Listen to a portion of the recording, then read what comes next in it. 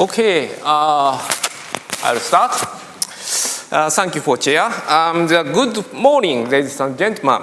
I'm very pleased to be invited to Academia Ingeborg and present the science and technology foresight on green innovation and also the future smart community in Japan. So, okay. Today I'm talking about three topics. The first topic is science and technology policy and green innovation strategy of Japan. And the second topic is science and technology foresight on green innovation, which was carried out by National Institute of Science and Technology Policy. And the third is about future energy policy and smart community in Japan. First, I talk about science and technology policy and green innovation strategy of Japan. So, since 1995, Japan has implemented science and technology basic plans according to the science and technology basic law. Each plan covers a 5-year period.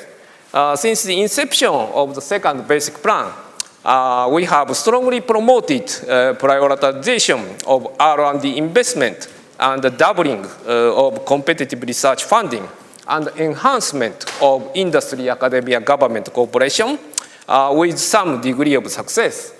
The third basic plan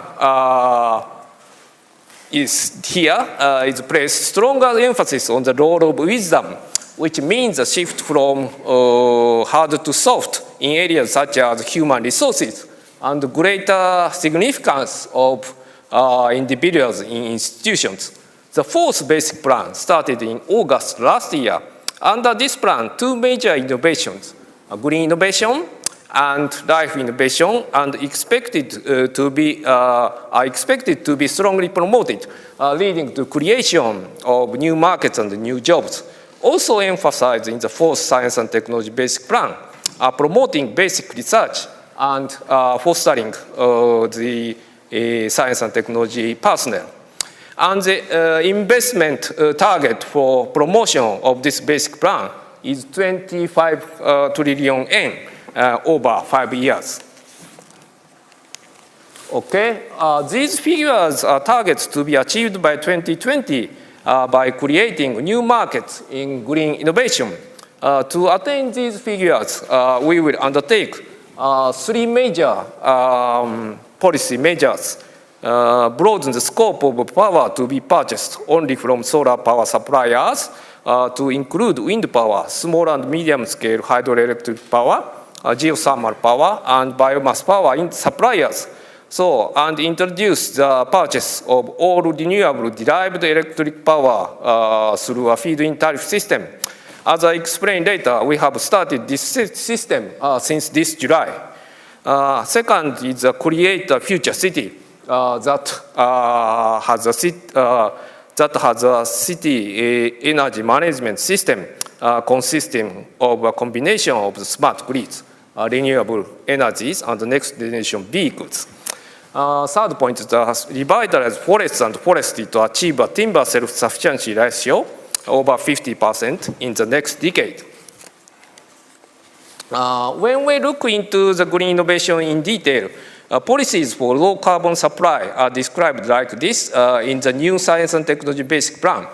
For R&D of renewable technologies, solar power, biomass utilization, and wind power, etc. For innovation for distributed energy supply systems, storage batteries, fuel cells, hydrogen supply systems, etc. And higher efficiency and low carbon generation in basic energy supply. So in this part, zero emission thermal power generation system, high efficiency thermal power generation, and high efficiency petroleum refining are clearly described to be promoted. But regarding nuclear energy, promotion of R&D related to nuclear energy is just mentioned in the aftermath of the Fukushima Daiichi nuclear power plant accident. Yes. And this is part of the high efficient and smart use of energy. a broad range of concrete measures in manufacturing sectors, in consumer sectors, and ICT technologies are listed like these in this basic plan. Later, I will talk about some technologies on smart use of energy. Yes, this figure illustrates the present state of the carbon dioxide emissions in Japan. Currently, CO2 from industry sector accounts for 34%, and the transportation sector is 90%, and the residential sector is 14%. When you look at the changes since 1990, the CO2 from the home and office sector has increased by 39%. The transport sector has increased by 8.5%, and industry sector has decreased by 13%. So reduction in the industry sector may be due to the results of the energy saving efforts and the recent sluggish economy. So I'll move on to the science and technology foresight on green innovation. So in Japan, science and technology foresight have been carried out since 1971. They have been conducted about every 5 years, and the 9th survey report was summarized in July 2010. So in this survey, 2,900 Japanese experts in each field were questioned about their predictions pertaining to the 832 science and technology topics for 30 years into the future. The results of the 9th foresight had been used to create a draft of the 4th Science and Technology Basic Plan, which was initiated last year. The Delphi method was originally developed by the Land Corporation and for convergence of expert opinions. It makes use of opinion survey to a large number of experts, and it is repeated twice. Converged opinions by experts for long-time foresight on science and technology can be obtained as a result through the use of the Delphi method. So for the 9th survey, we have established 12 interdisciplinary technological subcommittees and 4 groups: security, safety, international cooperation, and international competition. At 4 groups, interdisciplinary discussions involving members of the humanities and the social sciences were carried out. So these subcommittees and groups set out 832 topics. So these are the technological themes of each subcommittee. The details are described here. So number 6 subcommittee is relating to the energy technology, and the number 8 subcommittee discussed environment and sustainable recycling society. So around 72 R&D items have been surveyed using the Delphi method in the energy field. This is a list of the top 10 most important R&D items in the energy field, along with each item's technological realization time and social realization time. The first one is the decommissioning technology, and while the second one is the solar battery with more than 20% efficiency, following the next generation high efficiency lightning, fast breeder fuel cycle technology, a secondary battery for automobiles, disposal of high-level waste, heat pumps for houses, next generation LWR, new material or batteries, and combined cycle power generations. More than 400 experts from the energy field answered the Delphi survey questions. So these are the estimated technological realization times and social realization time. For example, the first one shows estimate average times for technologies that make use of advanced nuclear technology, nuclear energy. So low carbon moving vehicles will be realized after 2030 socially, and nuclear fusion will be realized after 2050. So these are the results of the forecasting realization times and the social realization times in the resource field and the environment field. So carbon capture, yes, this one. carbon capture and storage technology will be realized around 2030. The transport of space resources will be realized after 2030 also. So this is an example image of better life around the year 2025 based on the results of the 9th Delphi survey. Around 2025, electric vehicle battery technology with high energy will be realized. The spread of a residential energy system that integrates renewable energies such as solar cells and fuel cells is predicted for around 2019. Construction technology for energy autonomous buildings enabling the use of natural energies, natural ventilation, natural lighting, rainwater, groundwater, and other natural resources will be realized in 2020. And next generation energy transmission and distribution network technology will be realized in 2025. Around 2025, people will use variety of energy sources. So selectively based on their own values, they will actively participate in activities related to preventing global warming and environmental protection. So I'll move on, future energy policy and smart community. First, I would like to comment on the accident that occurred at Fukushima Daiichi nuclear plant.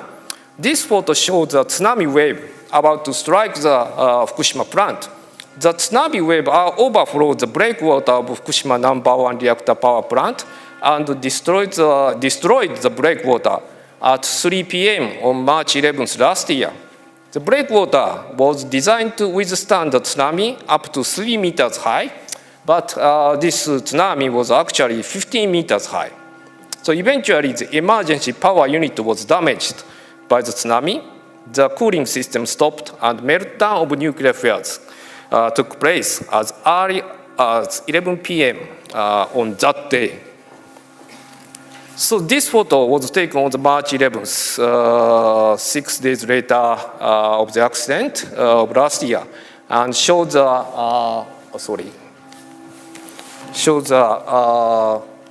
#1 reactor, #2 reactor, #3 reactor, and #4 reactor. Hydrogen explosions took place at the #1, #3, and #4 reactors. The nuclear reactors at Fukushima plant were old BWI type reactors and began operating in the 1970s. It was suggested that the breakwater should be elevated in case such a rare tsunami attacks the plant, but these changes were not adopted by TEPCO, Tokyo Electric Power Company, for the interference with the plant operations and other reasons. As a result, nuclear fuels in the 3 reactors melted down, and the cooling system has been operating ever since to maintain the nuclear fuels under stable conditions. So these are the reasons why Fukushima accident took place. TEPCO and NISA, Nuclear and Industrial Safety Agency, had recognized the cores of the nuclear reactors could be damaged if a tsunami higher than the ground level of the nuclear plant occurred, but no action was taken because of the interference with the plant operations, inducing concern over plant safety among residents and weakening their stance in potential lawsuits. So guidelines from the Cabinet Office Nuclear Safety Commission stated that the power companies need not consider the situation where all electric power is lost because the probability was so small and other measures were in place. So, but actually, after the September 11, 21 terrorist attacks on the United States, the United States government required power companies to prepare for the potential loss of all electricity. NISA of Japan did not adopt similar requirements. Okay. This is a, in 2011, last year, due to the expected power shortages after the March 11th disaster, a legally mandated 15% electricity cut was put in place in the Tokyo and Tohoku regions. Instructions for electricity saving measures were prepared for all home users. In fact, a 20% saving of electricity was achieved by the combined efforts of factory operators and home users, which was more than expected saving. So in April this year, all nuclear power plants were stopped for safety checks, but a few have started to operate again since July. As a result, mandated electricity cuts was 3% to 10% were put in place this summer in some regions where a large percentage of the energy used comes from nuclear power plants. So one of the reasons that Japan achieved a 20% electricity saving last year may be related to the fact that the Japanese people like brighter illuminations than the inhabitants of many other countries. We Japanese feel happy under bright light. This photo shows a night illumination of Japan, which is clearly much brighter than other Asian countries, and the quantum of light consumed by each person is said to be about 40% more than that in Europe. Therefore, when forced to save electricity, we managed to save 20%. However, on the other hand, the employees of major factories have to work on Saturday or Sunday and rest on weekdays to avoid electricity shortage during weekdays. So this is the estimate of the future cost of each power generation. The cost of nuclear power has increased from 5.9 yen to 5.9 yen per kilowatt hour in 2005 to 8.9 yen. Driving factors in the increase included accident risk costs and higher fuel prices. So regarding the cost of the wind power, geothermal power, and solar power, maximum and minimum costs are estimated. For example, the operation factor differs depending on the place where a particular station is located. So for the solar power, calculation is based on the operation of the large-scale solar power station. So this is a recent progress on shale gas. In 2005, technology for breaking down the hard deep strata bedrock using water pressure was developed and put in practical use. As a result, in the United States, production of the shale gas has been sharply increasing in Pennsylvania and Texas to the extent that by 2009, the United States had overtaken Russia as the world's leading producer of LNG. So Japan is already the world's largest importer of LNG, and Japan is planning to increase LNG imports from the United States. So the government has decided on a fixed purchase price for electricity generated by renewable energy. For example, the purchase price of electricity generated by solar power is 42 yen per kilowatt hour, as requested by renewable energy producers. So this is a new system that obliges electric power companies to purchase renewable energy at fixed prices. The system was introduced in July this year. The government aims to sharply raise the percentage of the nation's total electricity generated by renewable energy sources. At present, only 1.2% of electricity is produced from renewable sources. However, in general, an increase in power generated from renewable energy sources might result in a hike of electricity prices because of electric power companies are allowed to add purchase cost to electricity prices. If the cost of the electricity increases and the Japanese yen becomes stronger, the transfer of the factories abroad will be affected. In fact, the overseas production rate of the Japanese companies increased from 23% in 2000 to 32% in 2010. Estimates suggest that if the overseas production rate increases by 1%, the number of employees in domestic industries will decrease by 280,000. So when it comes to the energy conservation, Japan has developed advanced technologies to reduce energy consumption and has already attained the lowest CO2 emissions per GDP in the world. Since the oil crisis in the 1970s, Japan has developed the world's leading energy-saving technologies. We estimate that Japan's cost in cutting 1 additional ton of carbon dioxide emissions is much higher than that for China or the United States. That is, it is about 40 times more than China's cost and several times that of the United States. I think Japan should transfer these advanced technologies to developing and developed countries alike. I would like to show one example of the energy-saving effort in the industry sector. This is a comparison of the energy consumption per unit production in steel making among major countries. As you know, Japan has attained the most energy-efficient process in steel making in the world. And the steel industry accounted for approximately 6% of total global CO2 emissions in 2005. In Japan, the steel industry accounts for about 15% of the total CO2 emissions. In the short term, Japanese steel firms plan to reduce energy consumption by 10% in their steel manufacturing processes by 2020. In the long time, they aim to cut CO2 emissions by approximately 30% by 2050, mainly through technologies for separating and capturing the gas produced by blast furnaces and by using the innovative manufacturing technology using hydrogen. So this is a 5-year comparison of annual power consumption of major electric appliances for a standard dwelling in Japan. 5 years ago, our total consumption averaged 6,800 kilowatt hour.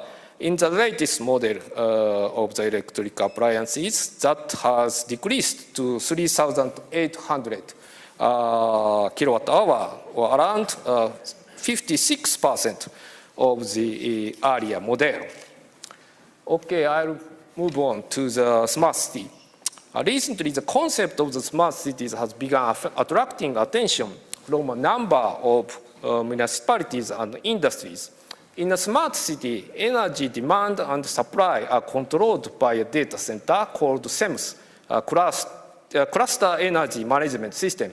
In homes, LED lighting and energy-efficient electric appliances are used and controlled by HEMS, Home Energy Management System. All buildings, schools, and stores are controlled by BEMS, Building Energy Management System. So electric cars are charged at electricity service stations or at homes. Energy supply systems are connected to solar batteries, storage batteries, and electric vehicles in addition to the main grid. The important point in this system is visualization of electricity use by HEMS, BEMS, and CEMS. In such a scenario, everybody understands the electricity demand and supply situation in the local community. So, smart community demonstration projects were launched last year in 4 local cities: Yokohama, Toyota, Keihana, and Kitakyushu. So each demonstration project has a dedicated promotional budget, ranging from 10 to 15 billion Japanese yen over 5 years. Each city has a different characteristics with respect to the use of the clean energy.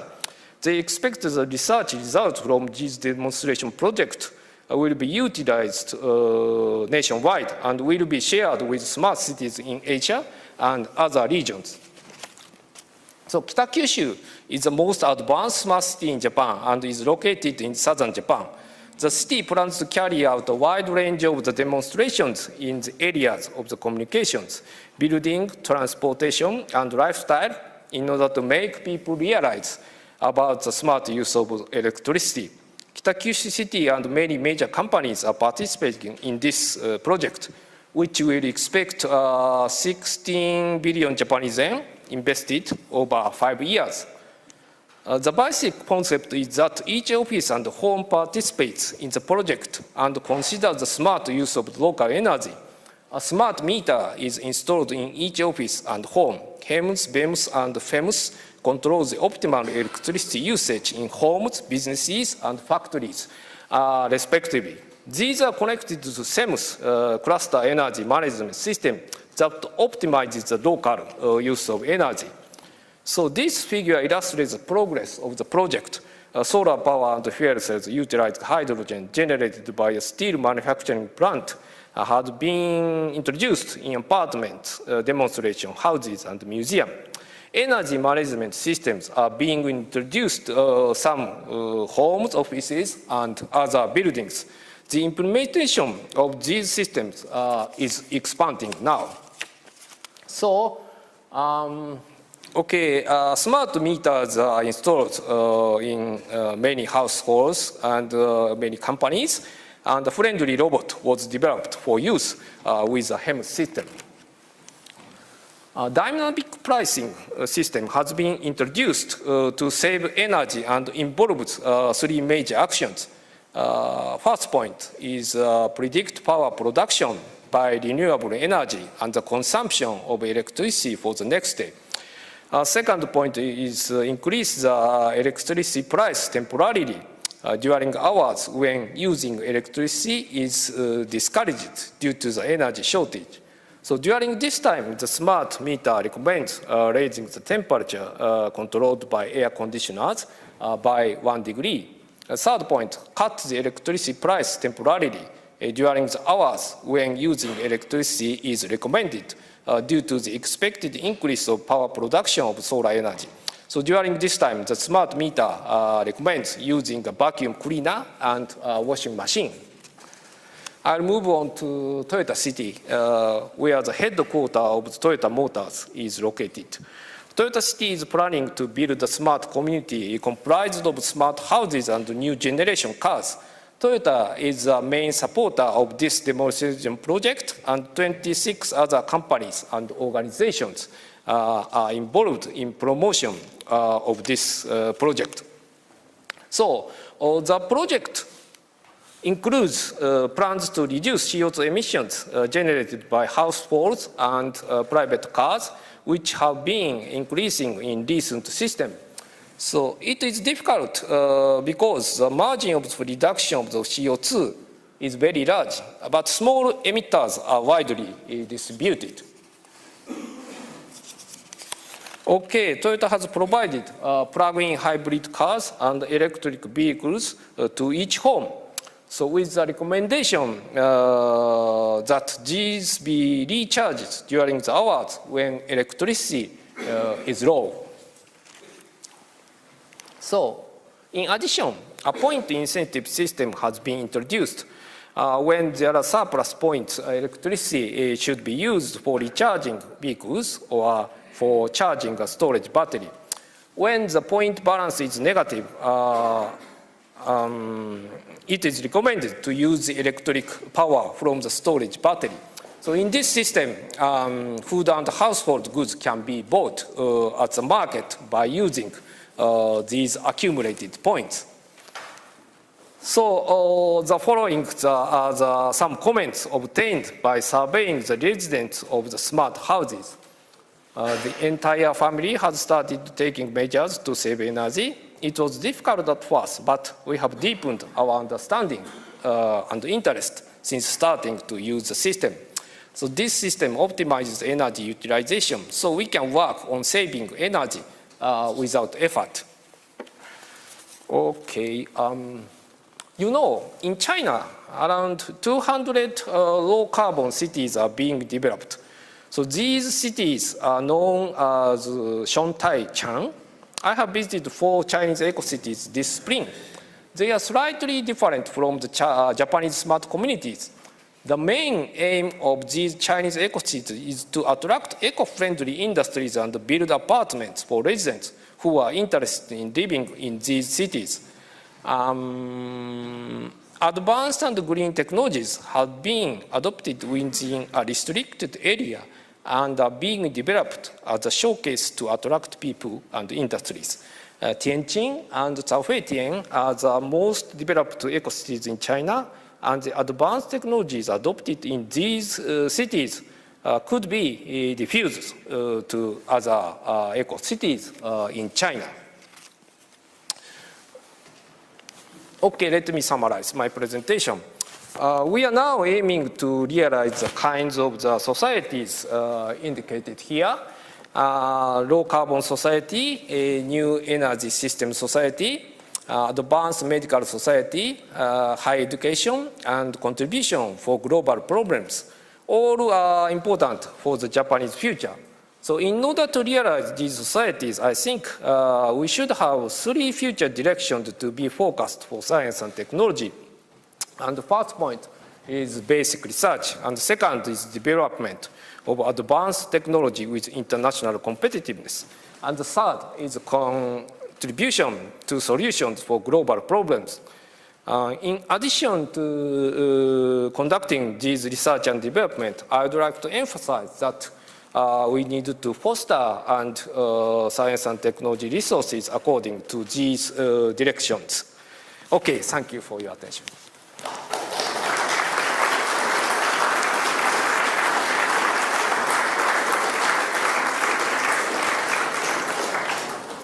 Professor Wada, thank you very much.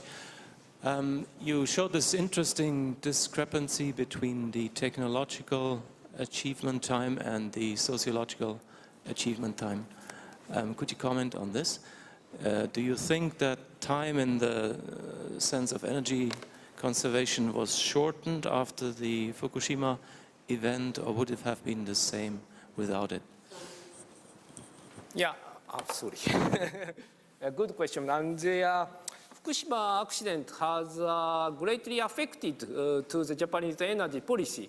So the government is now reconsidering the energy policy right now, and the public hearing was also made since July, and probably the new energy policy will be summarized by the end of this, by the end of September or October, I think. But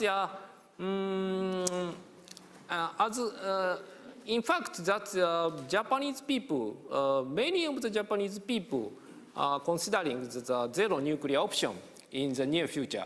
But I think it is difficult to adopt the nuclear zero policy in the near future, because it will affect the Japanese economy a lot, very much. So, but other and this is a very important point, that the local house election is will take place within this year. So some governmental parties, not policy parties, will take the policy of the zero nuclear option, because it is very it is very easy to get the votes, but I think it is very difficult to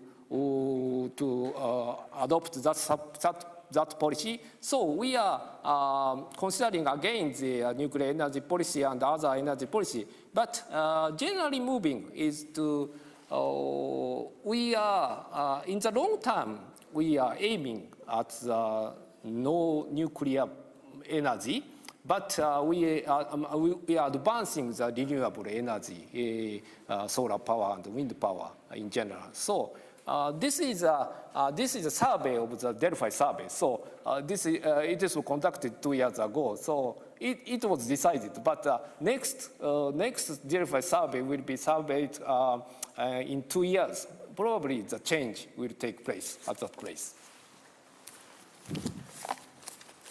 I have heard that Japan has the highest energy costs in Asia, much higher than South Korea and China.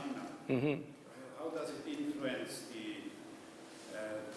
competitivity of your country against South Korea, China, and other countries? Mm-hmm. It was a very difficult question, but yeah, South Korea and China are now pursuing our technology. And we are, of course, developing our energy efficient technology also. The race is very severe, but on the other hand, we have many technology corporations, and science cooperations between Japan and Korea, and also between Japan and China. So on one side, on one hand, we cooperate, but on the other hand, we compete that technologies, and we probably in the competition circumstances, we will develop the more efficient technology and better technologies in the future. I think so. Good morning. Thank you very much. I have a question in a way that tries to link both papers we've heard this morning. So, excuse me if this sounds a little bit awkward. But I think there are, it seems to me there are two images of future cities. Mm-hmm.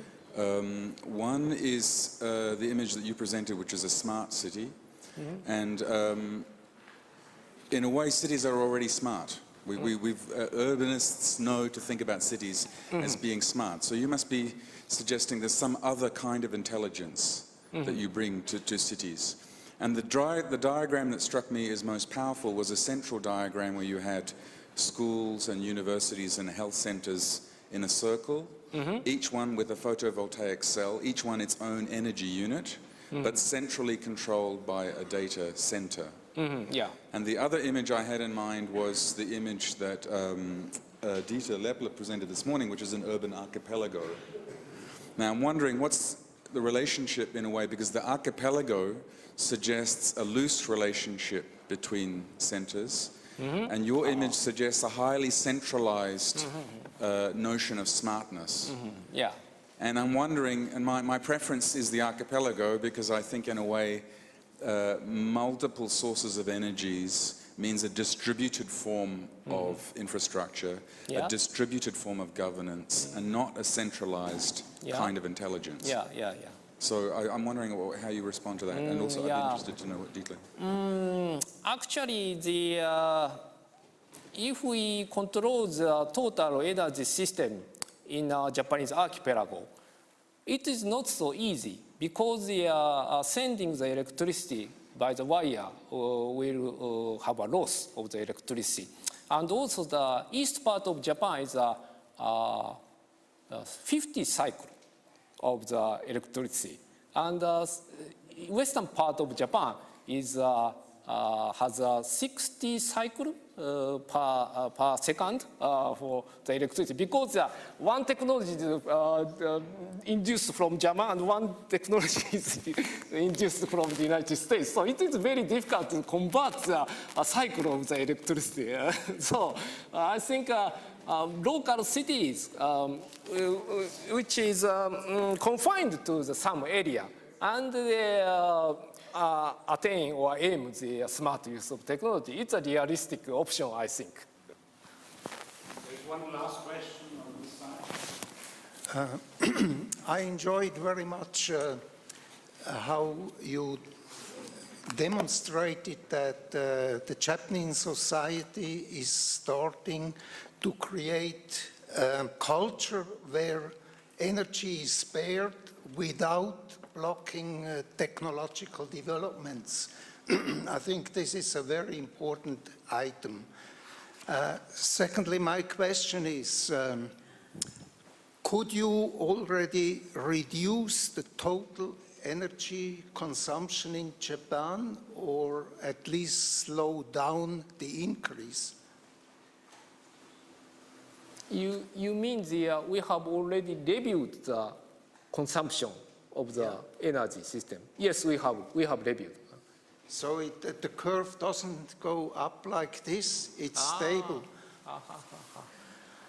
Well, yes, but in future, we will, of course, we will save our energy and to attain the high efficient percent as much as possible. But we still keep the certain level of the life. So it is an important point.